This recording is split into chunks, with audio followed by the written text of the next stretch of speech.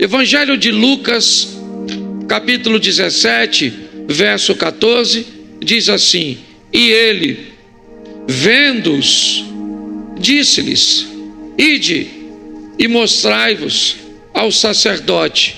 E aconteceu que, indo eles, repita só isso comigo, indo eles, isso, ficaram limpos. Indo eles, ficaram limpos. Indo eles, ficaram limpos. Feche os seus olhos. Senhor, em nome de Jesus, continua falando conosco. Usa-me como um canal de bênção nesta hora, pelo poder do nome de Jesus. Amém. Glória a Deus. Amém. Essa é a passagem que narra a história de Jesus com os 10 leprosos. 10 homens abordam Jesus, buscando tirar de Jesus a cura para a sua enfermidade. Eles não se aproximam muito de Jesus, preocupado em infectá-lo com a lepra, ou simplesmente amedrontado de serem apedrejados por outras pessoas, vendo que eles estavam rompendo o limite da distância. E eles pedem a Jesus que tenha misericórdia deles. Jesus então olha para eles e diz para eles: saiam daqui e procurem o sacerdote e se apresentem a eles. Bom, eles não poderiam fazer isso. Eles não poderiam se apresentar ao sacerdote a não ser se estivessem curados. Eles não poderiam se aproximar de ninguém. Quando Jesus diz a eles: se apresentem ao sacerdote ou mostrem-se a eles, Jesus já está dando a eles o caminho que todo aquele que até o presente momento fora curada deveria cumprir. As pessoas ou os que ficaram curados, eles tinham que cumprir essa determinação antes de voltar ao convívio com a sociedade. Eles eram obrigados a ir até o sacerdote. O sacerdote ia inspecioná-lo, verificar se não havia ainda nada que mostrasse algum resíduo da lepra. Então um sacrifício era feito, e aquele homem então, mediante ao atestado estabelecido pelo sacerdote, ele voltaria ao convívio. Porém, eles não estão curados. Jesus diz: mostrem-se ao sacerdote. Mas quando eles olharam para eles, eles continuavam leprosos. Então não tinha por que sair de onde estavam e ir até o sacerdote, porque isso só era feito depois que a cura era estabelecida. Mas eles obedeceram. Eles saem dali e vão procurar o sacerdote. E no caminho entre Jesus e o sacerdote, a lepra desapareceu. Quando foi, pastor? Será que foi assim que eles saíram? Será que todos ficaram limpos de forma simultânea? Qual seria a distância onde Jesus estava até o primeiro sacerdote que eles encontrariam? Quem é que detém essa informação para trazer com precisão a informação de quando eles ficaram curados? Ninguém. A mensagem é a seguinte: e indo eles, ficaram limpos. A limpeza aconteceu e ela não podia ser parcial, ela tinha que ser total, senão isso não dava a eles o direito de se reintegrar à sociedade. Mas em que momento eles ficaram limpos? Não se sabe. Todos ao mesmo tempo? Também não se sabe. O que se sabe é que quando eles chegaram até o sacerdote, todos estavam limpos. Pronto. Mas se todos foram curados ao mesmo tempo, ninguém sabe. E ninguém sabe, talvez nem mesmo eles. Talvez até eles, se chegassem no sacerdote e o sacerdote perguntasse: bom, você está limpo há quanto tempo? Ele diria: eu não sei. Eu só sei que quando eu saí de lá, a lepra estava em mim. E no caminho, ela foi e desapareceu. Mas desapareceu no mesmo instante que a do outro? Eu não sei. Então a minha proposta hoje é mostrar a todos nós a importância de permanecermos no caminho, a continuarmos no caminho, mesmo que na nossa caminhada possamos olhar e vermos ainda a presença do pecado, a influência de coisas ruins, cujas quais nós temos que nos envergonhar, coisas que envergonhariam a nossa família, coisas que envergonhariam o Senhor. Mas a mensagem hoje tem a ver com permanecer no caminho, entendendo que se a progressão existir, ainda que o outro não entenda a velocidade, ainda que o outro te julgue achando que você deveria estar muito mais limpo, né, pelo tempo que você está caminhando na igreja.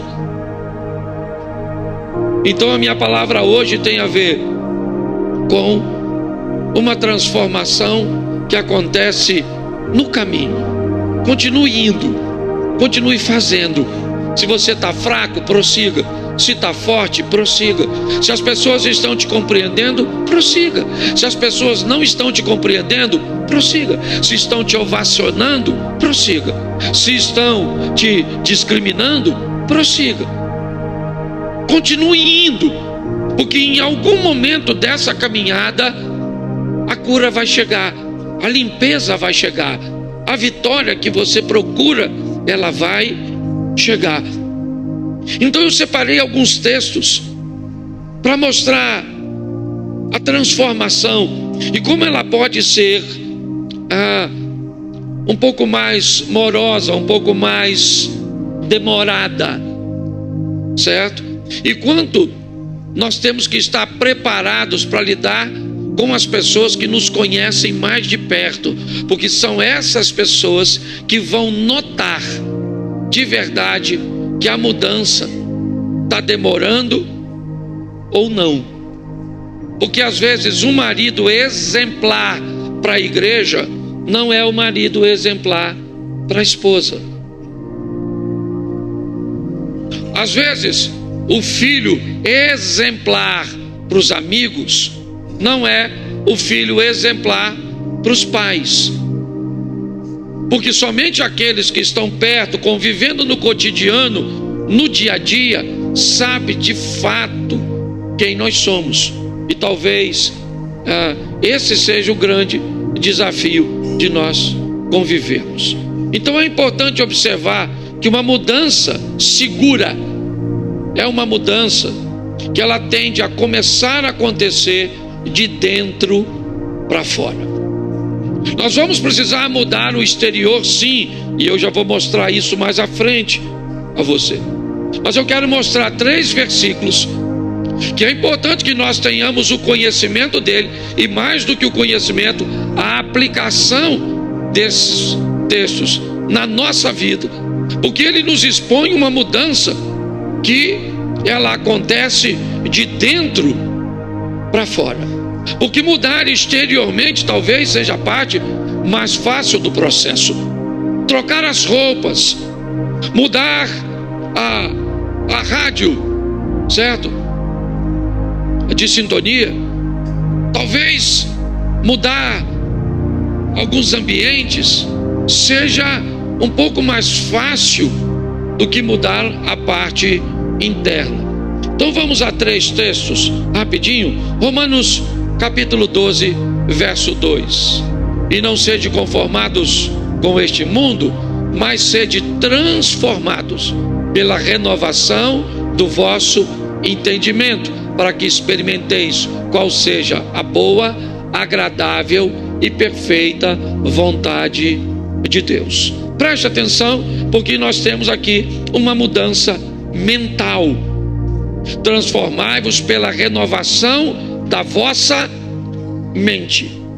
A mente, o pensamento, ele está mudando, ele está se transformando para que consigamos olhar as coisas de Deus e experimentá-las de forma boa, agradável e perfeita, o que é muito difícil para nós.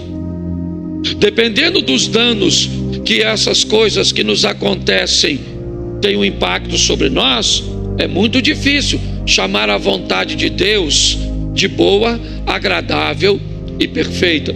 A mente do indivíduo, para dizer isso, da perda de um ente querido, da perda de um emprego, de um envolvimento, certo, de alguém da sua casa com uma luta, com uma dificuldade, com uma adversidade, olhar essas coisas, certo, e dizer que elas são boas, que elas são agradáveis e que elas são perfeitas, a mente dessa pessoa, ela tem que estar muito alinhada com Deus.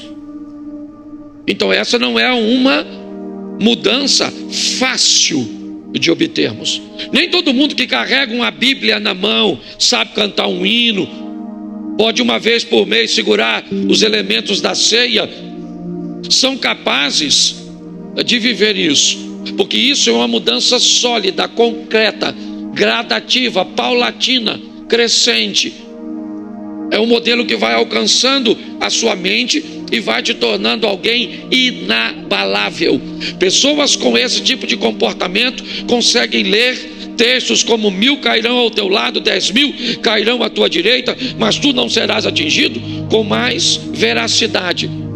Pessoas que entendem isso, entendem o que é ter uma vara e um cajado para te estabelecer um apoio.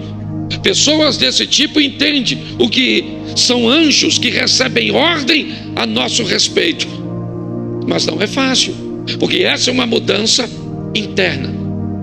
Pessoas com esse tipo de comportamento, suas variações são extremamente pequenas. Elas estão sempre muito próximas do comportamento ideal. Elas são extremamente constantes, independente de qualquer tipo de ambiente. Pessoas verdadeiras agindo assim, não interessa se ela está trabalhando, não interessa se ela está em lazer, não interessa se ela está viajando, se os pais estão perto, se o cônjuge está perto, se o pastor está perto, não interessa se levantou de bom humor, de mau humor, não interessa se o céu está azul ou cinza, não interessa. Pessoas desse tipo é seu interior, não a periferia. O que controla ela é o seu interior. Ela não é governada por aquilo que está ao seu redor, não. Ela é governada por aquilo que está dentro dela. E por isso, certo? Elas foram transformadas pela renovação, certo? A renovação de sua mente deu a ela a capacidade de viver assim. Segundo o texto, segunda carta aos Coríntios, capítulo 3, verso 18. Isso, vamos lá. Mas todos nós, com o rosto descoberto, refletindo como um espelho a glória do Senhor, somos transformados de glória em glória na mesma imagem, como pelo Espírito Santo. Preste atenção, o rosto é descoberto, sem ter nada para esconder, verdadeiro. Todos nós com o rosto descoberto, certo? Nós vamos estar diante de um espelho, onde o que vamos refletir não é a nossa imagem, é a imagem do Senhor. Mas para que isso aconteça, nós vamos precisar de uma transformação que aconteça de glória em glória. Uma exposição que nos mostra que isso de verdade não acontece de forma instantânea. Que isso é um avanço cujo qual nós vamos ganhando território, ou cedendo território, melhor dizendo, ao Espírito Santo, para que ele, certo, ao mudar aqui como pelo Espírito, a imagem que as pessoas vão ver, depois de vivermos de glória em glória, somos transformados e o espelho reflete a glória do Senhor. Ou seja, quem olhar para mim e para você, mesmo sendo imperfeitos, mesmo achando que nós temos muito que mudar, mesmo achando que ainda é muito pouco, é pouco para eles, mas ele não sabe o que você percorreu, ele não sabe o que você viveu, ele não sabe quem você era, ele não sabe. Tem muita gente que, se eu desse a oportunidade para pegar nesse microfone e disser aqui as coisas que já fez, final do culto não tinha mais ninguém, ou então nós íamos dormir hoje de luz acesa. Isso ia virar um filme de terror, tá certo? Mas é de glória em glória, é mudando a nossa mente, certo? Que vamos alcançar essa transformação. 2 Coríntios capítulo 4 verso 16: por isso não desfalecemos, mas ainda que o nosso homem exterior se corrompa, o interior contudo se renova de dia em dia. Ainda que você dê um vacilo em alguma coisa, ainda que alguma coisa aconteça no percurso e as pessoas que estão ao seu redor exijam de você algo que você não tem para dar, o texto está dizendo: o homem interior vai se renovando. Esse é um cara que não está desfalecendo, mas, certo? O texto diz: ainda que quem olhe para você e veja em você um comportamento reprovado, você sabe onde você estava e onde você está hoje. Você sabe quem você era e quem você é hoje, e só é porque o Espírito Santo está em você. Posso ouvir um amém? Amém? Troca aqui porque foi embora o inimigo, ou fui eu que segurei na antena? Pode ser. Não sei se o inimigo está atrás do microfone ou atrás da mesa de som. Brincadeira, viu? Tá certo? Então é importante entendermos isso. Transformado pela renovação da nossa mente, transformados de glória em glória, e vamos ter que lidar com este homem, onde muitas vezes seu exterior, em alguns momentos, espasmos, certo? Eles vão se manifestar, mas você sabe para onde está indo. Você sabe o que você está colocando dentro de você. A cada dia, esse homem, certo, que hoje é tão poderoso sobre você, essa mulher que é tão poderosa sobre você, tentando trazer comportamentos, certo, reprováveis, corrompidos, é só uma questão de tempo até ela perder força. Posso ouvir um amém? Por isso é importante nós entendermos o ambiente de guerra. E eu separei dois textos, um que, Efésios capítulo 6 verso 12, mais à frente nós vamos ter revestido de toda a armadura de Deus, mas antes um pouquinho está o verso 12, que diz: porque não temos que lutar contra a carne e o sangue, mas sim contra os principados, contra as potestades, contra os príncipes das trevas deste século, contra as hostes espirituais na maldade nos lugares celestiais. Então preste atenção. Essa batalha é uma batalha do mundo espiritual. É uma batalha diretamente travada contra Satanás, numa esfera que não é humana. Ela não é contra o homem, mas ela é no homem. Seja este homem você, ou alguém que Satanás vai trazer para perto de você para estabelecer o desvio, para criar o problema. Então eu preciso entender que a minha luta, se eu quero me tornar alguém melhor, se eu quero erradicar o pecado, eu preciso entender que a batalha, ela é, certo, nas regiões celestiais, é com Satanás. Se você não entender isso, seu inimigo vai ganhar força, porque você não acredita, você acredita que é a pessoa, você não consegue acreditar no mundo espiritual, então isso fica muito difícil. E o segundo texto é Tiago 1,14, e esse talvez seja o pior.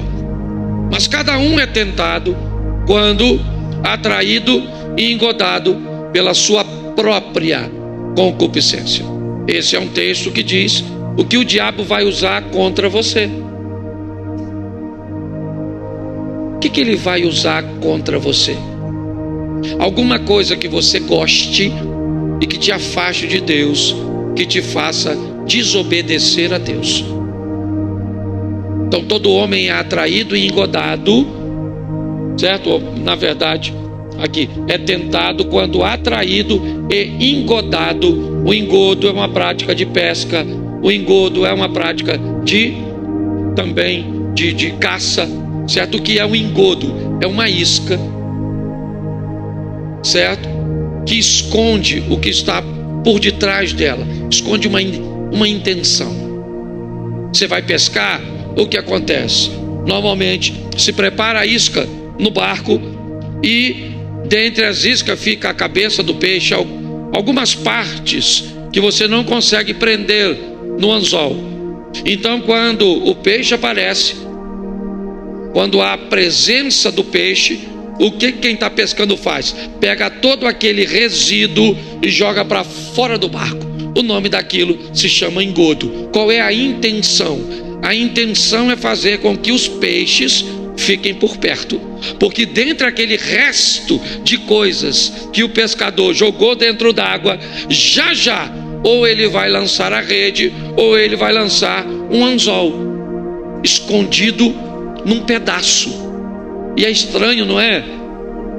Talvez por isso a Bíblia compare a caminhada cristã, o símbolo é um peixe, porque preste atenção, o peixe tem tudo para sobreviver no rio e no mar, tudo. Ele vai morrer de fome se não comer aquela isca? Não. Mas mesmo tendo tudo, ele não pode ver uma minhoquinha balançando, uma iscazinha fácil, tá certo? Então o diabo vai se aproveitar disso. Aprenda isso. Nós não estamos mais em tempo, ok? E não é nem quem tem problema não. Hoje, por exemplo, você está caminhando, está num ambiente, abriu a porta de um elevador, tem uma mulher só dentro, você é homem, espera o próximo. Vai por mim. Nós temos que ter todo o cuidado do mundo, observarmos a nossa caminhada, tá certo? Com seriedade, entendemos que o nosso adversário, como eu li no texto anterior, certo? Ele vai trabalhar para nos tirar do caminho, mas ele vai trabalhar onde? Onde a sua concupiscência, ou seja, o seu desejo, é isso. Seu problema é o quê? É droga. Seu problema é o quê? É jogo. Seu problema é o quê? É sexo. Qual é o seu problema? Qual é a sua área? Seu problema é econômico? Eu não sei qual é. Eu só sei que ele vai se aproveitar disso para fazer você pecar. Tá certo? Posso ouvir um amém? Então a nossa batalha é nesse campo. E aí eu separei só algumas coisas que eu acho que como pastor vale a pena nós olharmos. Gênesis capítulo 33, verso 14. Coloca, por favor. Ora, passe o meu senhor adiante de seu servo, e eu irei como guia, pouco a pouco, conforme o passo do gado, que vai adiante de mim, e conforme o passo dos meninos, até que chegue ao meu senhor em Seir. Essa é uma conversa entre Jacó e Esaú. e nós cometemos alguns erros que precisamos parar de cometê-los. E o primeiro deles está nesse texto: pedirmos mudança profunda de quem está iniciando o processo. Cobrarmos demais de pessoas que chegaram recente, que o discernimento dela abriu há pouco tempo, e eu começo a querer que essa pessoa ofereça para a igreja, para a comunidade, para a família, para todos, o nível de comportamento, que a profundidade que ela tem com o Evangelho, com o Espírito Santo, não dá a ela condições de ter. A pessoa se converteu no culto de quinta, de quarta, com que roupa ela vem no domingo no culto?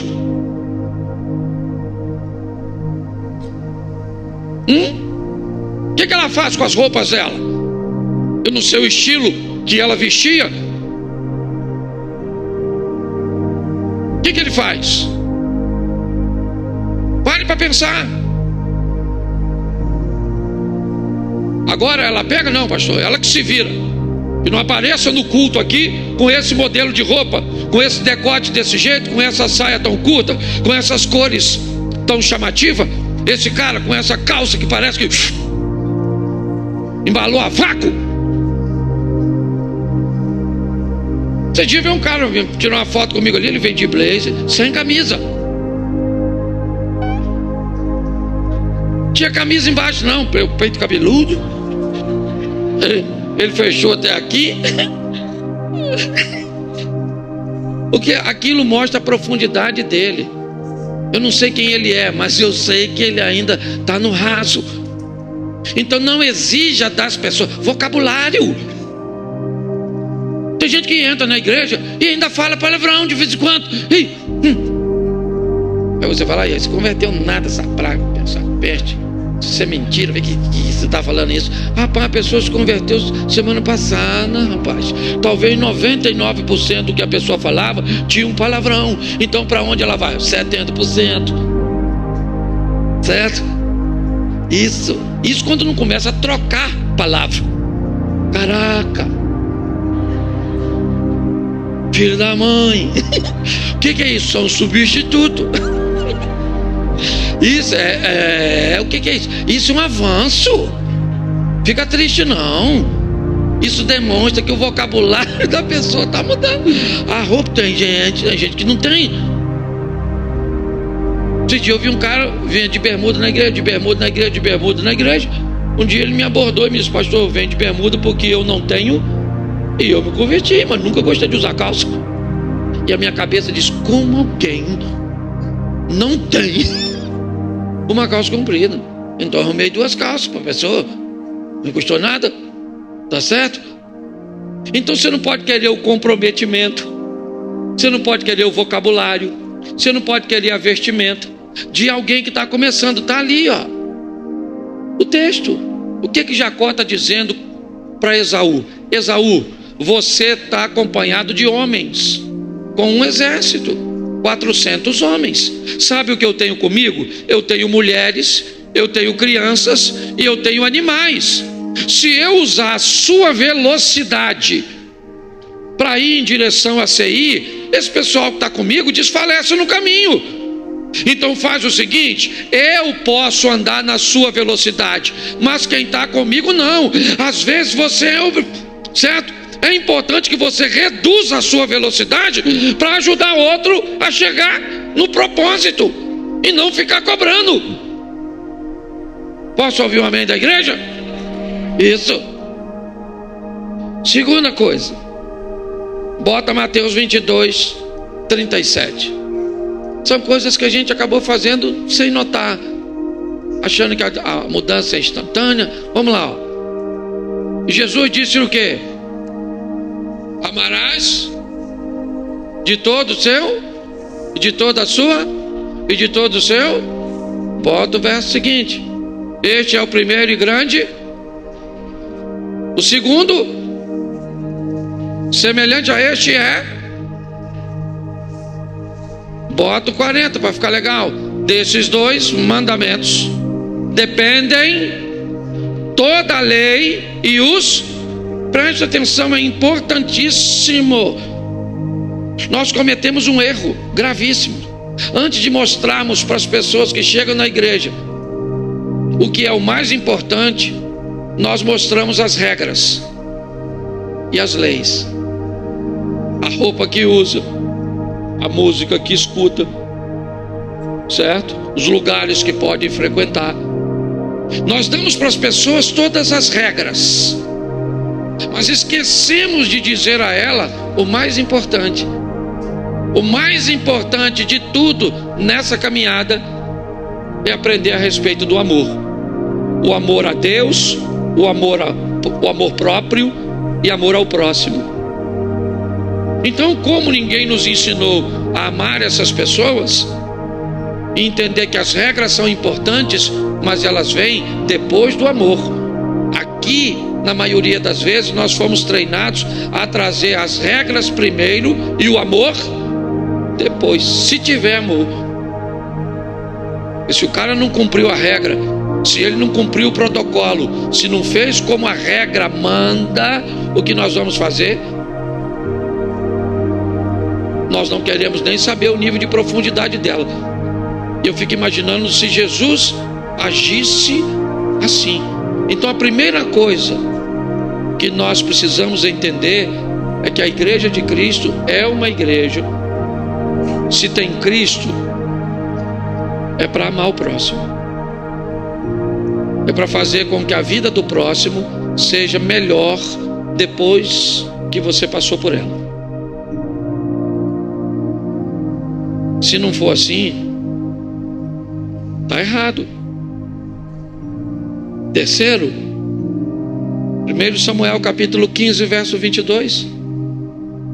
Porém Samuel disse: tem porventura o Senhor tanto prazer em holocaustos e sacrifício, como em que se obedeça a palavra do Senhor?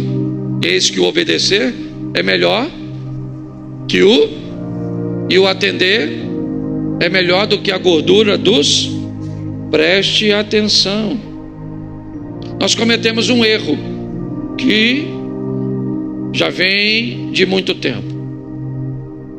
O ambiente profético se sobressaiu ao ambiente do ensino da palavra, do aprendizado da palavra de Deus.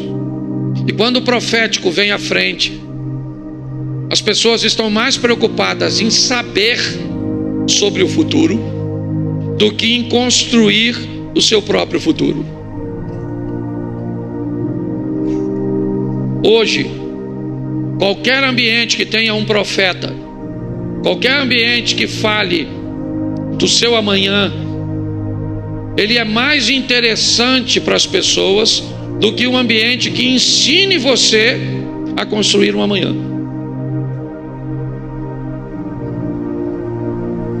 E pior, esse ambiente é um ambiente que pode fortalecer isso, dizendo que Deus está no controle de tudo. Ou seja, você pode pouca coisa. Isso está errado. Não funciona desse jeito. Esse texto diz e fala a respeito da obediência ao Senhor. Não negligencia e nem joga no lixo o profético. Não é nada disso. Nós somos uma igreja pentecostal e acreditamos em profecia. Sim ou não? Mas nós não andamos atrás dela. Eu sei que o meu amanhã é melhor do que meu hoje. Por quê? Porque eu sei o que eu estou fazendo hoje. Se não for um acidente de percurso, aí um acidente sim, aí eu vou ter que olhar com a minha maturidade lá de Romanos, onde a minha mente vai me dar o entendimento que eu não fiz nada para aquilo estar acontecendo. Eu fiz tudo certo e um acidente, uma situação totalmente oposta veio sobre mim. Então eu tenho que ter maturidade para dizer: Deus está no controle da minha vida. Então o que está acontecendo é bom, perfeito, e agradável. Agora, fora isso, é a minha responsabilidade. É o que eu estou fazendo. Então eu preciso entender que o profético, ele não deve ter mais ênfase do que a obediência, do que cumprir a palavra de Deus, do que saber como eu devo proceder. Amém? 4. Mateus 13:13. Por isso lhes falo por parábolas, porque eles, vendo, não veem, e ouvindo, não ouvem, nem compreendem. Outra coisa que a gente precisa também remodelar, que a igreja nos ensinou, que o orador é mais importante e mais relevante que o ouvinte. Criamos monstros por detrás de microfones, monstros cantando canções, monstros pregando palavras, pessoas que se esqueceram que o ouvinte é mais importante. Olha, dá para voltar o texto, irmão?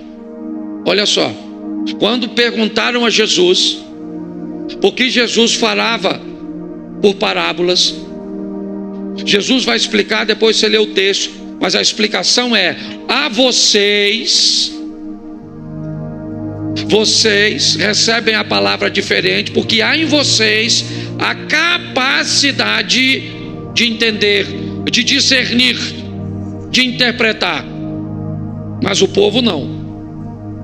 Eu converso com eles por parábolas, porque eles vendo, eles não conseguem enxergar, eles ouvindo, eles não ouvem, eles não compreendem. O que Jesus está dizendo? Este povo que vem me escutar, ele é muito mais importante do que eu. Por isso que todo mundo quer o microfone, por isso que há oportunidade. Por quê? Porque alguém criou isso. Isso está errado. O ouvinte, ele é muito mais importante do que o orador. Talvez o orador consiga ter um excelente êxito e ser um cara exemplar e de sucesso quando aquilo que ele sabe é transferido para a mente daquele que não sabia, mas agora através dele consegue captar. Senão, não houve nem comunicação. E é assim que funciona. Então foram erros cujos quais nós fomos submetidos. Nós fomos submetidos a um erro de exigir do iniciante uma mudança na vestimenta, no vocabulário, no comprometimento que ele não tem para dar. Então o que fizemos? Pegamos o Jacó, e ele pegou todas as crianças, as mulheres e o gado, e começou a marchar na velocidade do Esaú. Sabe o que aconteceu? O pessoal ficou para trás. Sabe o que fizemos? Mostramos as regras antes do amor. Então hoje, meu irmão, vamos descer o cacete no irmão que está vacilando. Pega essa menina que veio com a roupa curta e fala que ela é uma piriguete. Diga mesmo, fala. Pega essa aí que fez fofoca e diz que é língua de trapo, e que é uma fofoqueira dos infernos e uma peste. Isso, a gente não sabe nada sobre amor, a gente sabe sobre regras, certo? Mas se você for conversar com ela, você vai saber que ela fazia muito mais fofoca do que faz hoje. Hoje ela já faz só umas fofoquinhas assim. Entendeu? Mas é verdade, ok? Se entendemos que conhecer a palavra e darmos mais valor ao ensino, ao comprometimento com a aplicação da palavra na nossa vida, o profético, ele é uma questão de... é só de tempo. Eu vou falar uma coisa para vocês, aqui usando meu exemplo. Eu nunca recebi uma profecia negativa. Eu tenho 32 anos de evangelho, nunca nenhum profeta, nunca. E olha que eu já recebi muitas. Mas todas as profecias que eu recebi, certo? Eu recebi uma do Vitor Hugo, no encontro de casais, certo? Que era uma questão de doença, de enfermidade, mas não de resultados das minhas escolhas. Não. Então eu não tenho preocupação em saber o que vai acontecer, porque eu sei que o que vai acontecer coopera para o meu bem. Eu sei disso. Agora, se em algum momento me aparecer uma doença, me aparecer uma perda, alguma coisa que eu não fiz nada para que aquilo acontecesse, beleza, eu vou em Romanos e vou dar uma olhada para ver se minha mente precisa de uma renovação, para entender que Deus está no controle e está tudo certo. Então é importante entender isso, e é importante entender que o ouvinte é mais importante que o orador. É o que Jesus está dizendo. Eu falo com eles desse jeito porque eu preciso que eles entendam o que eu estou transmitindo, senão não vai funcionar. Então ele tratava seus ouvintes de uma forma muito mais respeitosa do que muitas vezes nós tratamos. Homens que melhoraram no caminho, peguei só os discípulos. Pegue Pedro no começo. Pega a sua maneira de agir. Pegue Pedro cortando a orelha do soldado, querendo ser maior que todos, dizendo publicamente na frente de seus amigos: ainda que todos te abandonem, eu, Pedro, jamais te deixarei. Jesus falou: Pedro, vou falar uma coisa para tu. Antes que o galo cante, tu me nega 3 vezes. Segura a tua viola, tu já está passando. Mas mostra quem ele era, a maneira cuja qual ele agia. Assim que a besteira aconteceu, sabe para onde Pedro voltou? Seu barco. Tiago e João, vamos lá, um comportamento explosivo, chamam Jesus numa ocasião e pedem para um sentar de um lado, o outro de outro. Jesus chamava os 2 de filhos do trovão, provavelmente, certo? Por causa de seu comportamento. João, no final dessa história, é chamado de discípulo do amor, mas não foi sempre assim. Pedro não foi sempre desse jeito. Você acha que Abraão ofereceria Isaac se Isaac tivesse nascido antes do capítulo 12? Não. O Abraão que sai de Ur, certo, com seu pai, não é o mesmo que vai a Moriá. Não é. Houve uma mudança no caminho. Você quer pegar Judas Iscariotes? Pensa. João diz que Judas era ladrão, roubava dinheiro da bolsa. Você vai me dizer que se realmente Judas era ladrão e roubava dinheiro da bolsa, ele conseguiu enganar Jesus? Por que é que Jesus manteve esses caras por perto? Você lembra quando Filipe diz: ô Senhor, que responsabilidade é essa? Já está ficando tarde, esse pessoal vai desfalecer no caminho, está ficando escuro, eles precisam comer, eles estão com fome. O que Filipe está dizendo? O Senhor está passando dos limites, pregando até tal hora, já está na hora de dizer um amém e mandar esse povo para casa. Jesus olhou e falou: então vamos dar a eles de comer. Pare e pense. O Tomé, o que tinha dificuldade de crer, Jesus não descartou nenhum deles. Não. Ele mesmo disse que o único que se perderia, na verdade, era um. Ele nem disse quem era. Era só um. E assim mesmo, porque havia uma profecia narrando isso. E se você quer saber, para mim, o que Pedro fez com Jesus foi muito pior do que o que Judas fez. Para mim, se você somar tudo que Pedro fez e como ele se comportou foi muito mais danoso para o ministério de Jesus do que a atitude de Judas. Qual é a diferença entre os dois? É que Pedro sabia o endereço da volta e Judas não. Então, meus irmãos, é importante que você primeiro respeite a si mesmo, porque muitas vezes seu homem exterior vai ser bem diferente do interior. Então cuidado com o que você cobra a respeito de você.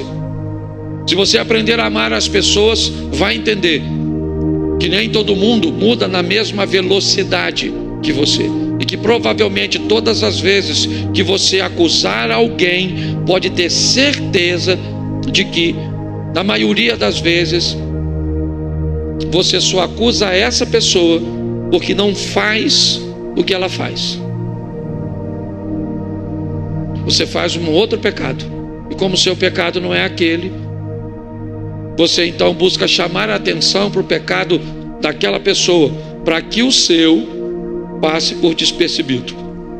E dependendo do nível que você estabeleça, se a hipocrisia tomar conta de você.